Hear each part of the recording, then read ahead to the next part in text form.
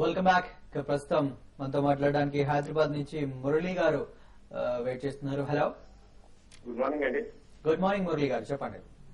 Sir నేను 58 rupees లో సుజలాన్ తీసుకున్నా అండి. నా దగ్గర 10,000 హోల్డింగ్ ఉన్నాయి. నేను వీటిని లాంగ్ టర్మ్ ఉంచుకుందాం అనుకుంటున్నాను. ఓకే, నేను తీసుకున్న రేట్ ఇది దీంట్లో వాల్యూ ఉందా, ప్లస్ ఇది రేపు రిజల్ట్స్ రాబోతున్నాయి, ఎలా ఉండబోతున్నాయి రిజల్ట్స్, వీటి గురించి కుటుంబరావు గారు చేస్తున్న బిజినెస్ ఇవ్వాలి. కుటుంబరావు గారు, రిజల్ట్స్ అయితే లాస్ డిక్లేర్ చేస్తుందండి కంపెనీ, అది నోన్ ఫ్యాక్ట్ అనమాట. ఎందుకంటే రీస్ట్రక్చరింగ్ ప్రాసెస్ నడుస్తుంది ఇప్పుడు ఏదైతే, అది మాత్రం డెఫినెట్లీ నేను అనుకోవటం కంపెనీకి beneficial in medium to long term. And moreover global demand బాగా ఇంప్రూవ్ అవుతుంది క్లీన్ ఎనర్జీకి అనమాట, ఎస్పెషల్లీ యూఎస్ గవర్నమెంట్ తీసుకుంటున్న ఇనిషియేటివ్స్ తోటి. కాబట్టి definitely stock at current levels లో మాత్రం ఎస్పెషల్లీ F&O స్టాక్స్ లో one of the good bet కావచ్చు. బట్ యువర్ టైమ్ హెరోయిజన్ మాత్రం 3 to 6 months మినిమం ఉండాలన్నమాట. అట్లీస్ట్ 6 months కి నేను అనుకుంటాం స్టాక్ ఒకసారి all the way triple figure కూడా అటెంప్ట్ చేయొచ్చండి 100 levels. డెఫినెట్లీ గుడ్ బెట్ అండి, మీరు కొన్నది మంచి పిక్ అని చెప్పేసి అంటాను. ఇంకోటి మీరు కొన్న రేటు కూడా ఏంటంటే చాలా, అంటే ఈ మధ్య రీసెంట్ గా ఉన్న లోలో కొన్నారు కాబట్టి దీని గురించి కంగారు పడాల్సిన అవసరం లేదండి. ఒకవేళ రిజల్ట్ మరీ బ్యాడ్ గా వస్తే మా అయితే స్టాక్ 55-54 లెవెల్స్ కు వచ్చే అవకాశం ఉంది. బాగా చాలా స్ట్రాంగ్ సపోర్ట్ 52 రూపీస్ చాలా స్ట్రాంగ్ సపోర్ట్ ఉంది స్టాక్, దాని బిలో అయితే పెద్దగా వచ్చే అవకాశం లేదు. ప్లస్ ఇంకా లాస్ట్ 1 year లో చూసి స్టాక్ దగ్గర 45% దాకా పడడం జరిగింది. అంటే నేను పెరుగుతున్న మార్కెట్ లో కూడా ఈ స్టాక్ ఏమాత్రం పర్ఫార్మెన్స్ చేయలేదు. అయితే ఇక్కడ నుంచి స్టాక్ లో జరగాల్సిన డ్యామేజ్ అంతా జరిగిపోయింది. కంపెనీ అంటే ఈ లెవెల్లో స్టాక్ పెద్దగా ఎక్స్పెన్సివ్ కనపడలేదు కాబట్టి డెఫినెట్ గా మీరు ఇక్కడ దీన్ని హోల్డ్ చేయమని చెప్తాను. ఒక 80-85 రూపీస్ నెక్స్ట్ 3 to 4 months లో టార్గెట్ గా చెప్పుకోవచ్చు అండి. ఓకే, మంచి వైజ్ డెసిషన్, మనం హోల్డ్ చేసుకోండి, మంచి అవకాశం ఉందని చెప్పేసి చెప్తున్నారు మురళి గారు. హైదరాబాద్ నుంచి మరో కలర్ రాధిక గారు ప్రస్తుతం టెలిఫోన్ లో సిద్ధంగా ఉన్నారు. Hello, hello, good morning. Actual గా వడ్డీ సిస్టమ్ మేము మా బాబు కోసం యంగ్స్టార్ 2 HDFC నుంచి తీసుకున్నామండి యూనిట్ ప్లాన్. ఇప్పుడు యూనిట్ ఫుడ్స్ చాలా ప్రాఫిట్ ఉంది అన్నారు కదా. యాక్చువల్లీ మంత్లీ 8,000 చేంజ్ కడుతున్నాం మేము.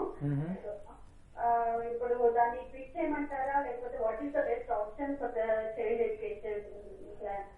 ఓకే, స్కీమ్ ఇంటాక్టే ఉంటుందండి. ఓన్లీ థింగ్ ఏంటంటే వేరియేషన్స్ ఆఫ్ ఇన్వెస్ట్మెంట్స్ పైన ఇటు సేబీ రిస్ట్రిక్షన్స్ పాస్ చేయటం కానీ, ఐఆర్డీఏకి సేబీకి డిఫరెన్సెస్ రావటం కానీ మనం చూసాం అనమాట. మీరు ఏదైతే కనుక HDFC యంగ్స్టార్ ది పిక్ చేశారో it's a good scheme, continue చేయండి. ఎందుకంటే ఎనీ చేంజెస్ ఇటు అసెట్ మేనేజ్మెంట్ కంపెనీ సైడ్ నుంచి వస్తే కనుక డెఫినెట్లీ యూనిట్ హోల్డర్స్ కి ఇన్ఫార్మ్ కూడా చేస్తారు. And it will not be against their interest అనమాట. ఎందుకంటే ఆల్రెడీ ఫైనాన్స్ మినిస్ట్రీ కూడా ఇంటర్వ్యూన్ అయ్యి అప్పుడు మెన్షన్ చేశారు కాబట్టి నేను అనుకోవటం definitely you have made a wise decision, hold చేయండి. ఓకే, విశాఖపట్నం నుంచి మన నెక్స్ట్ కాలర్ ఉన్నారు. హలో,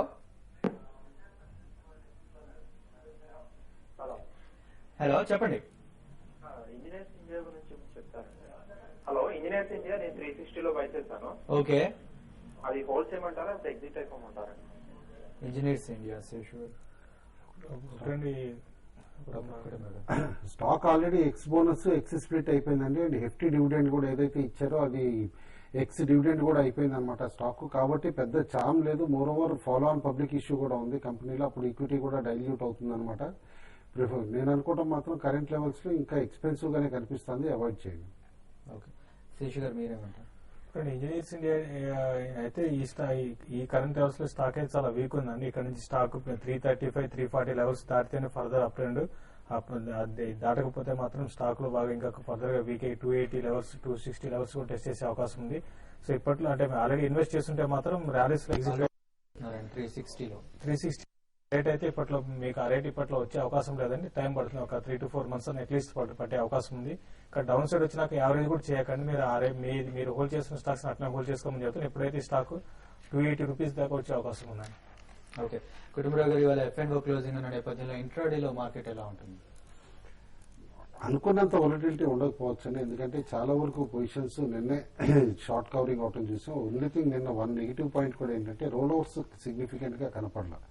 ఎందుకంటే every series to series role over చూస్తే దాన్ని బట్టి చూస్తే కనుక నేను జస్ట్ 40-50% లెవెల్స్ కూడా అవ్వలేదన్నమాట. కాబట్టి ఇవాళ ఏ స్టాక్స్ లో అయితే రోల్ ఓవర్స్ అగ్రెసివ్ గా ఉన్నాయో ఆ స్టాక్స్ లోనే ప్రిఫరబ్లీ యాక్షన్ ఉంటుందన్నమాట. బట్ వెరీ మ్యూటెడ్ యాక్షన్ ఉంటుంది. నేను అనుకోవటం నిఫ్టీ రేంజ్ కూడా రోజు ఉన్నట్టు 100 పాయింట్స్ ఉండకుండా ఇవాళ maybe only 50-60 points Nifty range ఉండొచ్చు, హైకి లోక్ అని చెప్పేసి కూడా అనుకుంటున్నాను. ఓకే, అలాగే మీరు ఇచ్చే రికమెండేషన్ షార్ట్ కవరింగ్ తోటి నేను అనుకుంటాం పిరమల్ హెల్త్ కేర్ ఇంకా పెరగడానికి స్కోప్ ఉందన్నమాట. అబార్ట్ డీల్ అయిన తర్వాత లేదు ఫేవరబుల్ అన్నట్టు కంపెనీకి క్యాష్ వస్తుంది కానీ ఈ ఓపెన్ ఆఫర్ ఉండదని చెప్పేసి బాగా హ్యామర్ చేశారు. బట్ స్టాక్ అరౌండ్ 480 లెవెల్స్ లో బాగా సపోర్ట్ తీసుకుందన్నమాట. నేను కవరింగ్ కూడా కనిపించింది. ఇంట్రిన్సిక్ వాల్యూ అండ్ డీల్ ని బట్టి చూస్తూ ఉంటే కనుక 522 క్యాష్ కాంపోనెంట్ ఉంటుంది కాబట్టి స్టాక్ ఇన్ఎక్స్పెన్సివ్ అని అనిపిస్తుంది. కాబట్టి ఇవాళ షార్ట్ కవరింగ్ లో కూడా స్టాక్ ఒకసారి 20 to 30 రూపీస్ జంప్ అయ్యే స్కోప్ కనిపిస్తుంది. బట్ రీసెంట్ వాలటిలిటీని బట్టి స్టాప్ లాస్ మాత్రం ఖచ్చితంగా పెట్టుకోవాలి. It's an high risk high reward bet అండి. ఓకే, శేషు గారు మీరేమంటారు? మార్కెట్ అయితే మార్కెట్ లో వోల్టాలిటీ ఉన్నా కూడా రేంజ్ అనేది ఇంతకు ముందు కుటుంబరావు గారు చెప్పిన రేంజ్ పెద్దగా ఉండకపోవచ్చు. ఒక 20 to 30 పాయింట్స్ నిఫ్టీ రేంజ్ లో ఉండే అవకాశం ఉంది. కాబట్టి ఏంటంటే ఎవరీ హై లెవెల్ లో సెల్ చేసుకోవచ్చు, లో లెవెల్ లో కూడా బై చేసుకోవచ్చు అండి. అయితే BHE ఒకటి ఓవర్ సోల్డ్ పొజిషన్ లో ఉంది. 2500 నుంచి నాన్ స్టాప్ బై స్టాక్ 2250 ఆ లెవెల్కి వచ్చింది. కాబట్టి BHE ఒకటి ఎవరి డిక్లైన్ లో బై చేయాలని చెప్తాను. ఒక 20 to 25 రూపీస్ ఇంటర్డేలో ఈ స్టాక్ పెరిగే అవకాశం ఉంది. దాంతోపాటు బ్యాంక్ నిఫ్టీ ఒకటి ఎవరీ హైయర్ లెవెల్ లో సెల్ చేయమని చెప్తాను. నేను బ్యాంక్స్ చూస్తే అంటే బ్యాంక్ నిఫ్టీ చాలా స్ట్రాంగ్ క్లోజ్ అయినా కూడా మార్కెట్ కి అనుగుణంగా పెరగలేకపోయింది. తర్వాత కొన్ని బ్యాంక్స్ లో లైక్ SBI, ఈ రెండు HDFC బ్యాంక్ లో హైయర్ లెవెల్ నుంచి బాగా ప్రాఫిట్ బుకింగ్ కనపడింది. కాబట్టి ఏంటంటే ఎవరీ హైయర్ లెవెల్ లో బ్యాంక్ నిఫ్టీ షార్ట్ సెల్ చేస్తే ఒక 40 to 50 పాయింట్స్ అట్లీస్ట్ 40 పాయింట్స్ అయినా కూడా ప్రాఫిట్ బుక్ చేసుకోవచ్చు అండి. ఓకే అండి, ఇక అనలిస్ట్ సుందరరాజా గారు, అమర్నాథ్ శాస్త్రి గారు కూడా తమ రికమెండేషన్స్ పంపించారు. ముందుగా సుందరరాజా గారి రికమెండేషన్ చూద్దాం. సుందరరాజా గారు డాక్టర్ రెడ్డిస్ బై రికమెండ్ చేస్తున్నారు. ఇవాళ బై అబౌవ్ 1293 గా రికమెండ్ చేస్తున్నారు. అలాగే టార్గెట్ ప్రైస్ వచ్చేసి 13.3 గా ఇచ్చారు. స్టాప్ లాస్ వచ్చేసి 1287 గా సుందరరాజా గారు రికమెండ్ చేశారు. అలాగే అమర్నాథ్ శాస్త్రి గారు కూడా రికమెండేషన్స్ పంపించారు. అమర్నాథ్ శాస్త్రి గారు ఈ రోజు ICICI బ్యాంక్ అండ్ రాన్బాక్సీ రెండు రికమెండ్ చేశారు. అయితే ICICI బ్యాంక్ ని బై రికమెండ్ చేశారని క్లోజ్ టు 830, అలాగే టార్గెట్ ప్రైస్ వచ్చేసి 845, స్టాప్ లాస్ వచ్చి 820 గా రికమెండ్ చేశారు. రాన్బాక్సీ వచ్చేసి సెల్ రికమెండేషన్ ఇచ్చారు. ఆయన సెల్ క్లోజర్ టు 418 గా, అలాగే టార్గెట్ ప్రైస్ వచ్చేసి 410, స్టాప్ లాస్ వచ్చేసి 422 గా రికమెండ్ చేశారు. ఇంకా ఇవాళ మార్కెట్ చాలా ఫ్లాట్ గా ఉండే అవకాశాలు కనిపిస్తున్నాయి ప్రస్తుతానికైతే. ఇవి వాళ్ళ బిజినెస్ బ్రేక్ఫాస్ట్ విశేషాలు.